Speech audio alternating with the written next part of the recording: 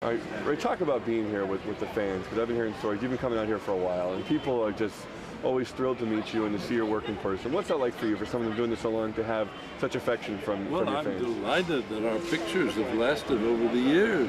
Much better than A pictures. We were always on a very tight budget, and we had to make these pictures, with hardly any money. And I'm so grateful that people think they're good for another generation. So I'm happy as a lark. Now, you talk about pictures as in moving pictures, but you also have these pictures here behind you, but not everyone knows were the source of a lot of your work, if not all of your work. No, well, these pictures were done primarily as the start of a script. A lot of people who put up the money don't want to read, so a picture is worth 10,000 words. Talk about everything you have going on right now for your family. You have a new DVD, you have a book. What can people find? 2 books. 2 books. Yeah. For people that love Ray Harryhausen, what's out there right now? Well, there's another 3rd one on the way. So, but anyway, I'm glad to see these drawings are reproduced, because they were not meant to be publicized. And occasionally the studios would publicize the drawings when there was nothing from the production that they could publicize. So a lot of times these drawings were used in the trade papers to announce the pictures. Where have these been all these years? Have these been in your own personal collection? I keep the originals in my own personal collection, and they're so beautifully reproduced that I'm tickled pink that they're enlarged a bit too. I made them just slightly smaller, and but they look like they're the original. Wow. What's it like coming here and seeing every type of this work around you, in the movies and the figures and things, knowing that in a lot of ways you were at the start of all this, and your mind and your imagination kind of was the forefront of everything you see? Yes, well, I'm delighted that we've made something that's worthwhile and that inspire people, because there's so many things today that depress people. What are you proudest of? Oh, it's difficult. If I mention one, the others get jealous. But just in general terms, in terms of what you've done. Well, I'm I'm glad about Greek mythology, because it originally, this stop-motion process from King Kong or the Lost World on was associated with Monster on the Loose. And when Tokyo started, the Japanese started to destroy Tokyo with Godzilla, I thought we better change our ways and find a new outlet for stop-motion photography. What are your thoughts when you see all the great work today, be it shorts or the Pixar work and everything, knowing that you started all that kind of thing? Well, I'm delighted that it's caught on.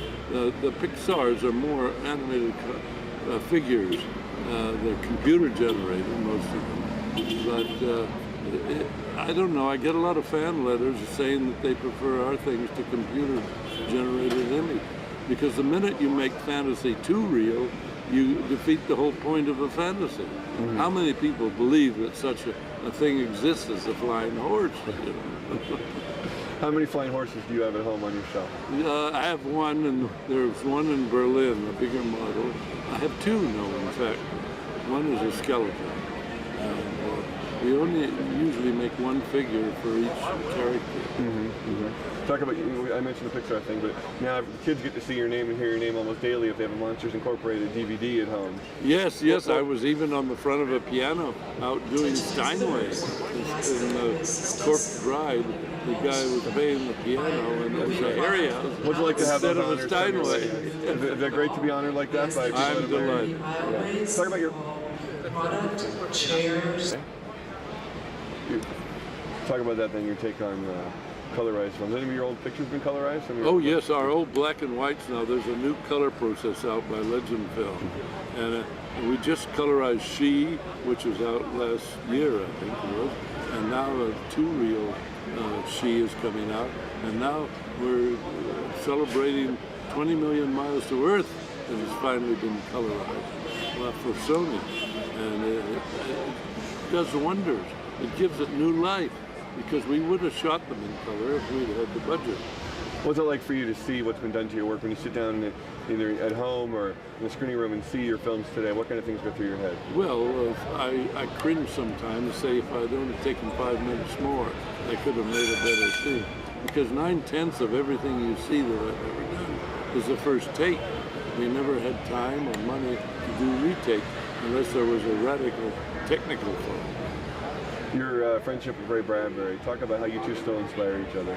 Yes, well, we first met at the Science Fiction League through King Kong.